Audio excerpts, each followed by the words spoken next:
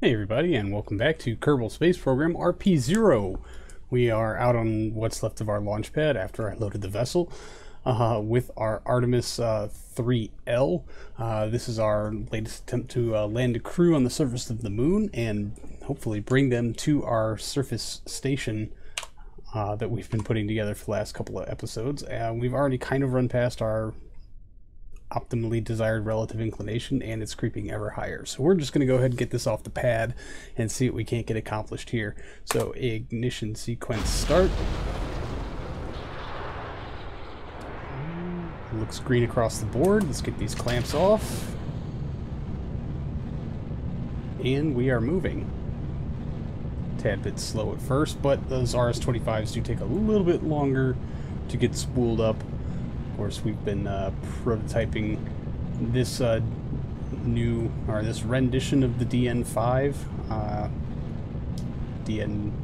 Really, it's the whole thing is just called the Artemis 3LM. On top of a DN5BX. Yeah, something like that. Anyway, our crew today is pilot Lee Bowman, scientist Sally Bailey, and systems engineer Boris, the solar panel destroyer Pagodin. We actually don't have a lot of engineers on staff because I didn't really have a need to hire any, and now that I know that I need an engineer to do the assembly on station at the moon, we just kind of had to bring one, and it was either Boris or Bob. And Boris has lots more flight experience than Bob does, so he won the draw. And poor Sally Bailey.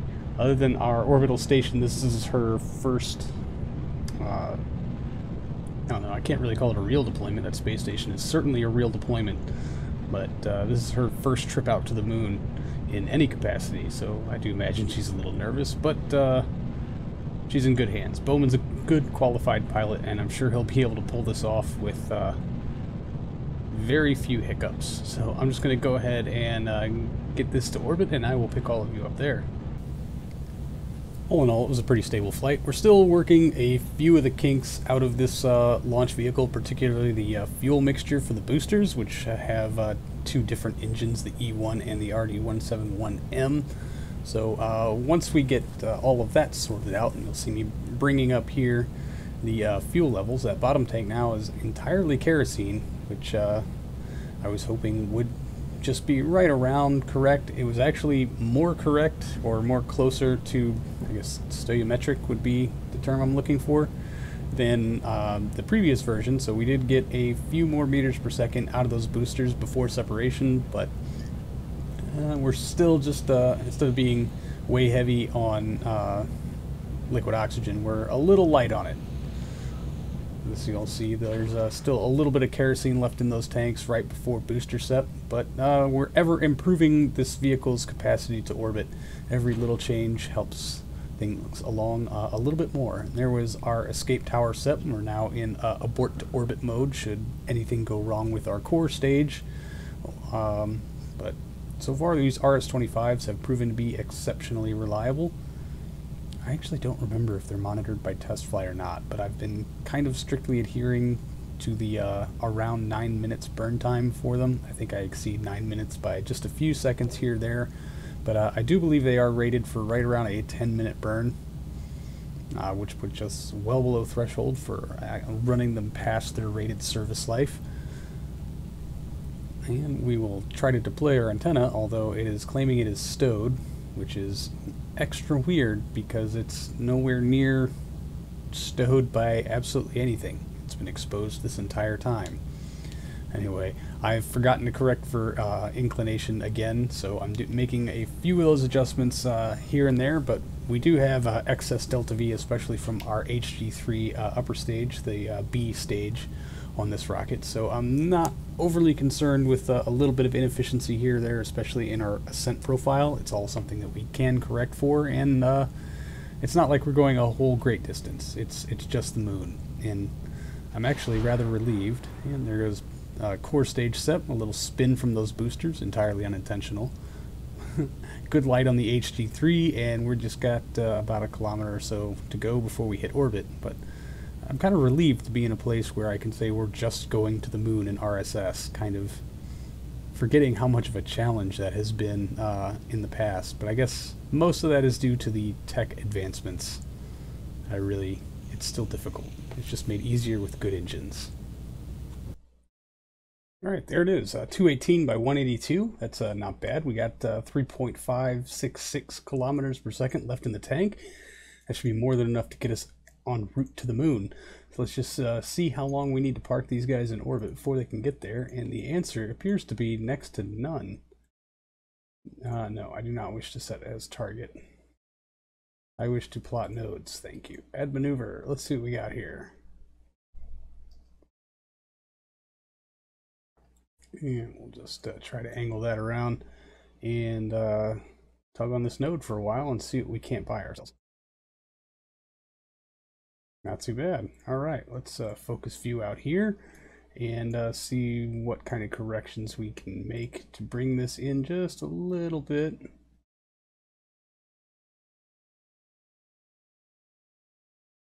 Yeah, we want to get them in good and low. You know, actually, we'll go ahead and shoot for that collision course so that we can dispose of this S4B stage just as quick as we can. That's 3136 to pull from the tank, and we will burn in right now.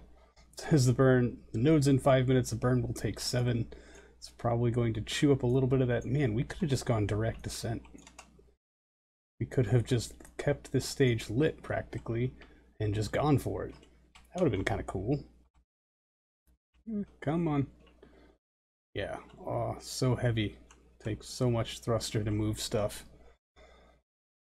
Alright, and we'll just start the ullage process now,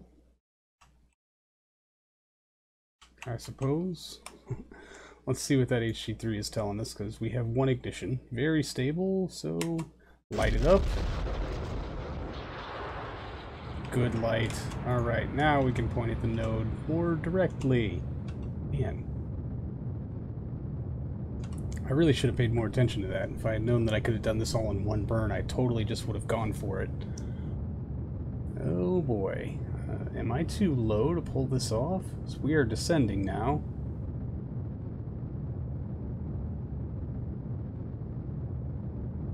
Yeah, it says our periapsis is only down to 195 kilometer and falling. If that starts to get close to that 140 mark, we'll start to make some adjustments to sort this out. It would in fact turn out that we would get nowhere near pushing back into the atmosphere, which is quite a relief. I've only mistakenly done that once, maybe 3 times before. But as I spoke earlier on good engines, this HG3 is yet again proving to be a very reliable workhorse. I think we've only had 1 or 2 failures of this thing throughout the course of this space program, one of them notably being on a shuttle launch. That made things extra interesting, and I think we did have a couple of low ISPs on some DN series launches, but nothing that overall caused a mission to be scrapped, which is, well, the only time a mission had to be scrapped due to an HG3 was me installing the sea level variant with 1 ignition versus the vacuum variant with 2 ignitions. But that was not the engine's fault, that was my fault. So the HG3 has been a remarkable workhorse, and really for a multiple ignition upper stage engine, I really can't fault it. I kind of can't imagine where this space program would be if I was still stuck using just the J2s for these upper stage. I mean, again, a phenomenal engine, just we're getting higher thrust and better ISP out of the HG3s than we ever could out of the J2s, that's for sure. And they certainly have opened some deep space doors for us. Oh, I shut down a little too soon. Let's see what we can touch up with RCS. I guess it's really not going to matter because we're going to have this whole docking thing to do. And that looks like our little local cluster of stuff.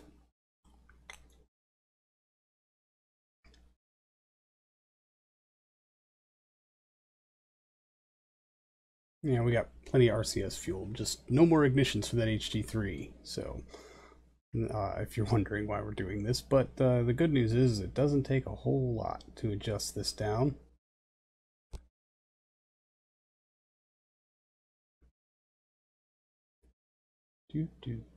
Almost there. Almost there. Alright, we do have some contract stipulations for our orbit. Yeah, this is the only contract I could find that even loosely fit our mission parameters as they are. The only landing contracts wanted us to be in the lowlands, which this is not. This is in the lunar seas, unfortunately. So as long as we're above 20 kilometers, not a problem. So, yeah, you know, 60 something, that should be fine. There we go. See us off because I don't know what the hell you're doing other than screwing up my Christmas. So we'll just give it a little touch of time warp. What's our electric charge looking like? We should be depleting it relatively quickly. Oh yeah. And that's showing a charge. Very interesting. Oh, I wonder if there's a generator on the new crew pod. That could very well be it. Alright, so we're going to fire off these fairings. Jettison. Oh, I thought I got rid of that engine coupler thingy. I guess I did not. Alright then. Yeah, oh, all these tanks are not locked. That is new and interesting. New. Oh, good. Oh, good. Jettison.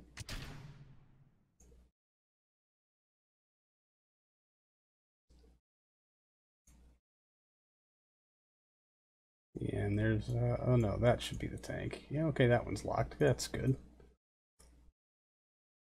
Good to know, good to know. Alright, so let's just go ahead and do this docking thing. That tank should be open. Fantastic. I'm going to open up this nose tank also. Jettison. Seems a little dubious, don't you think? Jettison. Alright, RCS back on. Let's pull ourselves gracefully away. In a straight-like direction would be best, please, sir. Yeah, set as target. So yeah, if you could pull us away in a straight-like manner.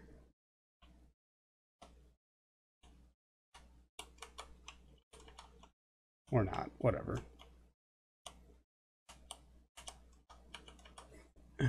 That's fine. Alright, we're just going to do the old control from here, and we'll spin around and pick up our lander. I won't totally want to tip the other way.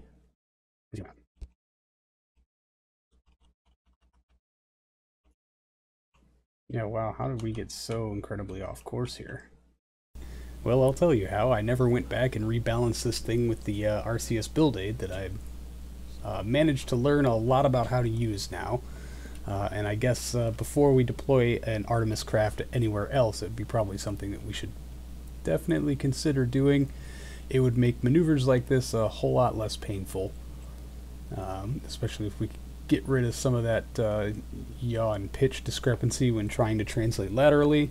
It would make my life a whole lot easier, and I'm willing to bet that we could do this with half the thrusters that we have now, seeing as how we've already chewed through so much of this thruster fuel. But I don't know.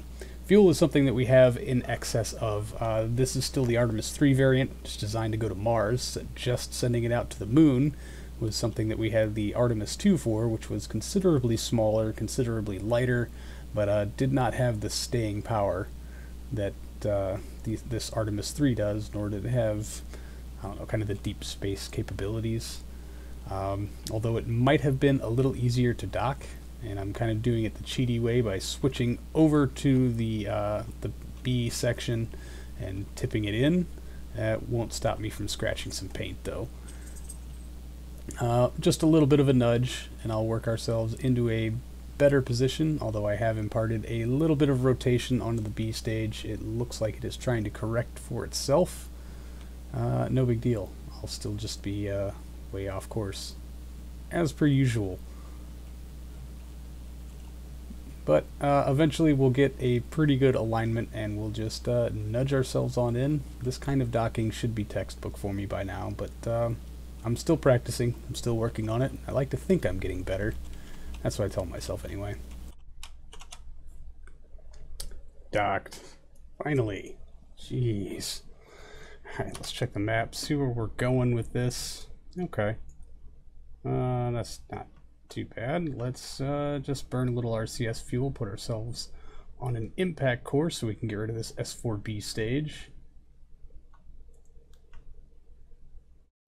Come on. Stop fighting me, dude.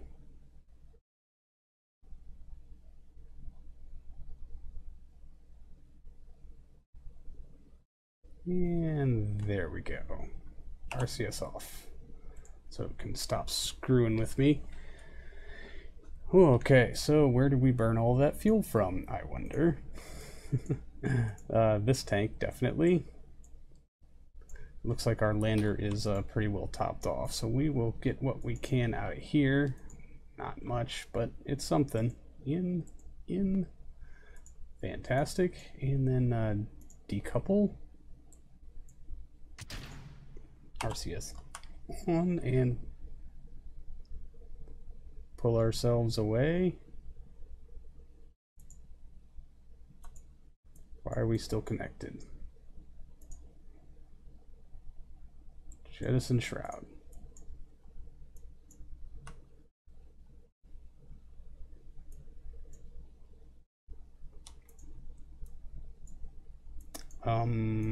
Oh wait, there's a coupler in here. Decouple. There it is. Much better. Whew. There was a couple of minutes of panic. No, I do not want to jettison that. There is a tank down here that's probably not locked, however. Yep, not locked. Well, we will lock it first, and then top it off from our Artemis. Out. Bingo. We'll leave you open because I just want to make sure that this lander has as much fuel on it as it can carry. I think there's probably a couple of small grams in here that could out. Okay, very good. So now let's make ourselves not on a collision course. RCS back on. Nope. Since we're facing the retrograde, I'll just hold the H key here and get ourselves to an appropriate altitude. Yeah. Bring it out.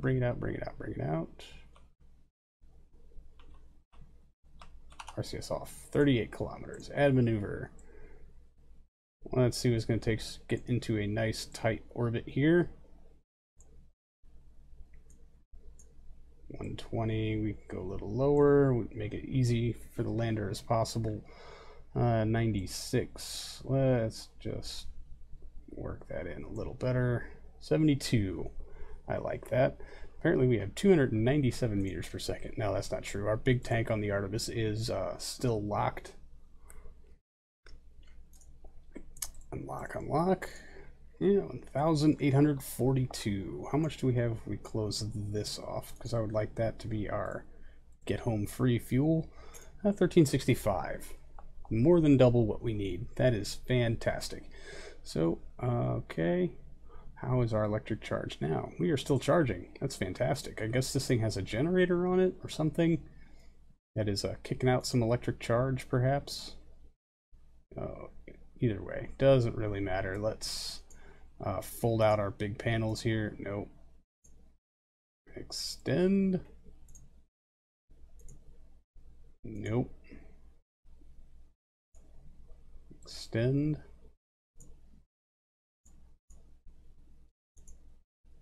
Extend.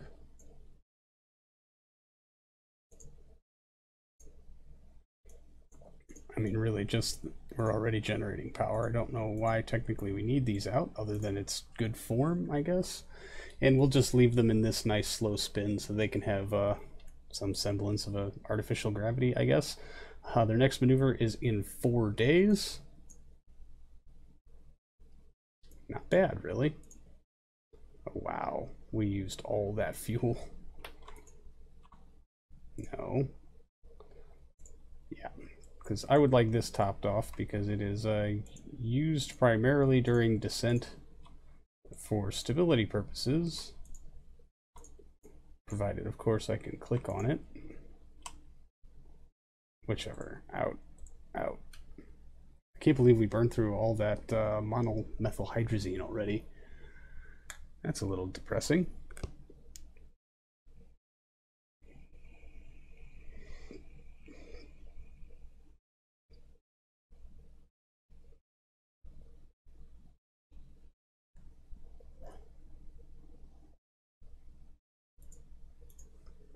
Alright, that stuff's done. Let's get our landing gear into its deployed configuration for no real reason yet, other than it looks nice. Same with our ladders, I suppose. No. If I didn't want to keep this rotation. There we go. Just so our lander looks very nice and neatly deployed, etc., etc. Activate. Now how's our charge looking?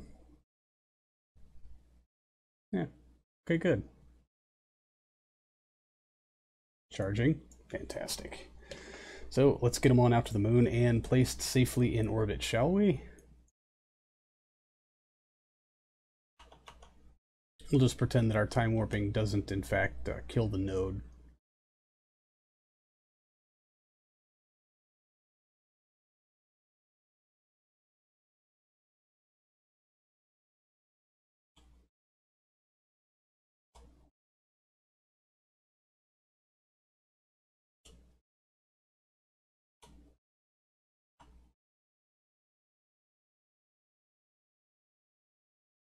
Bingo.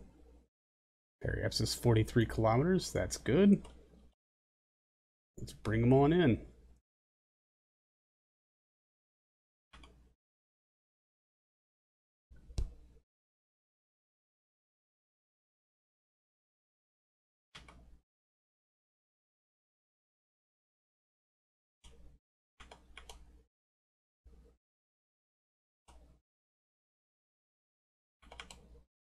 All right, we're about 6 minutes out. Oh, isn't that a view? Fantastic. Get our RCS fired back up. I don't know where it's deciding that it wants to point, but I'm not giving it any input, but it has pegged out both roll, pitch, and yaw. That's fantastic.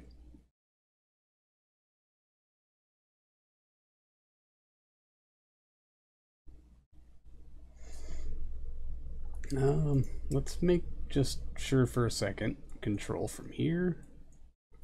All right, good.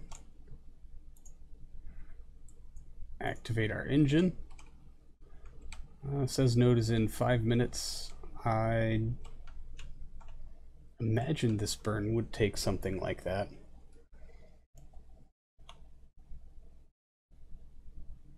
I could, however, be very wrong. Okay, you're gonna stop fighting with me on this, really. You just have prograde and retrograde because, yeah, Bowman is a fairly novice pilot. I think this is his first stretch out to the moon also. Actually, I'm gonna give it a couple more, about another minute or so before we light the engine.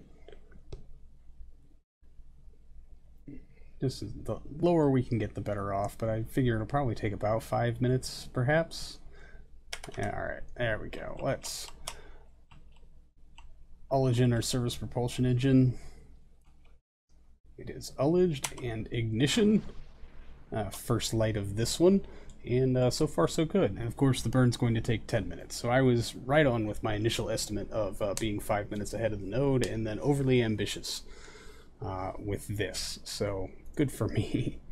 I'm just going to go through and double check, make sure all of these tanks out here are locked. They should be.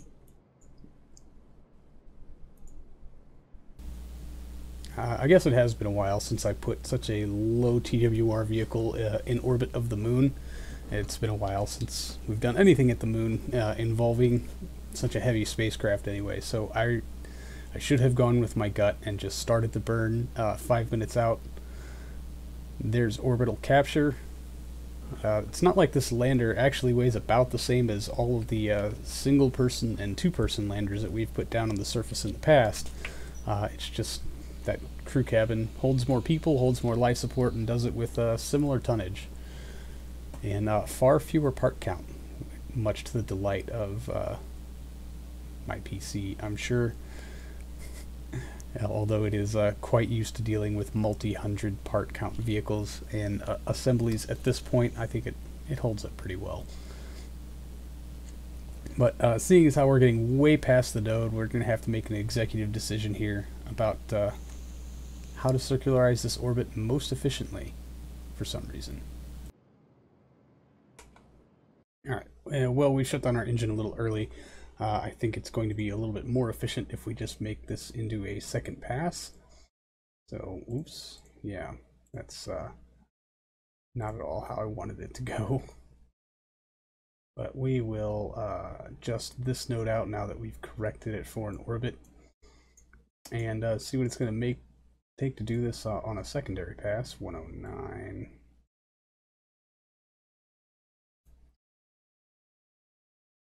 Oh, so it helps when you look at it from the right angle. I was wondering why it looked like it was piling us into the dirt.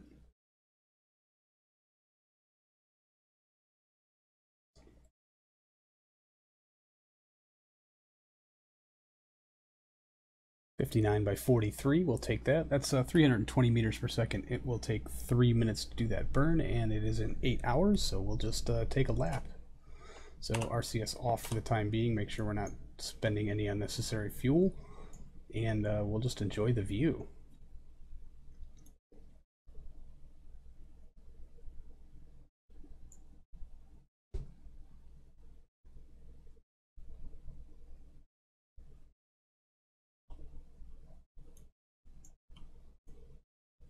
You know, ooh. Yes. That's a good one, isn't it? I'll take it. All right. Back to business.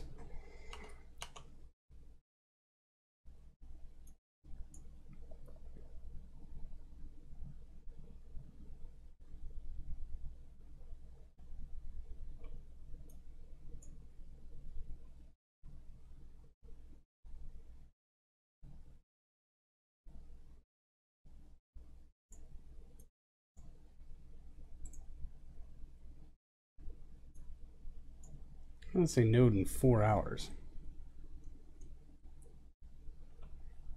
Oh, I guess okay, good. Our pad is done being reconditioned. Maybe I gave it 2 laps on accident? That was silly. Oops. Oh well.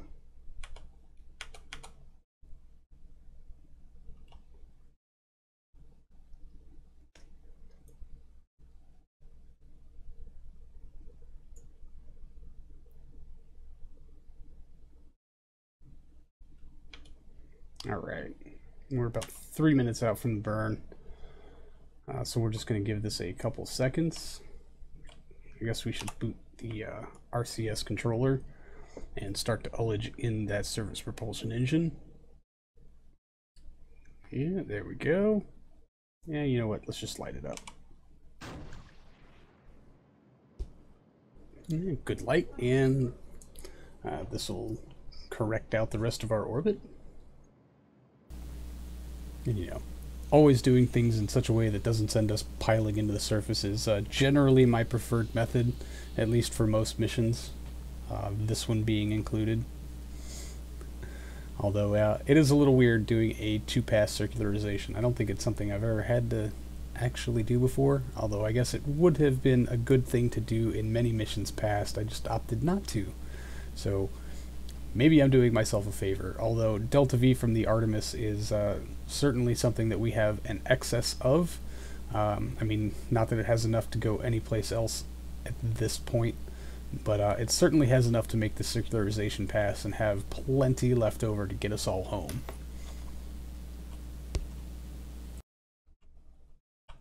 Yeah, 31 by 81. It's not great, but it isn't terrible either. Seeing we're 17 minutes past our periapsis, or 17 minutes until our periapsis, I should say. But I think this is a good enough orbit to leave it in. It's certainly above the danger zone. But they're going to have to hang out here for quite a while. This needs to be over here before we can make our burn to land. So they're going to hang out for a couple of days as per the contract, which, yeah, of course not. Didn't count that part, did it? Anyway, I think we're going to have to fill that on the way back up to avoid tripping up the contract anyway.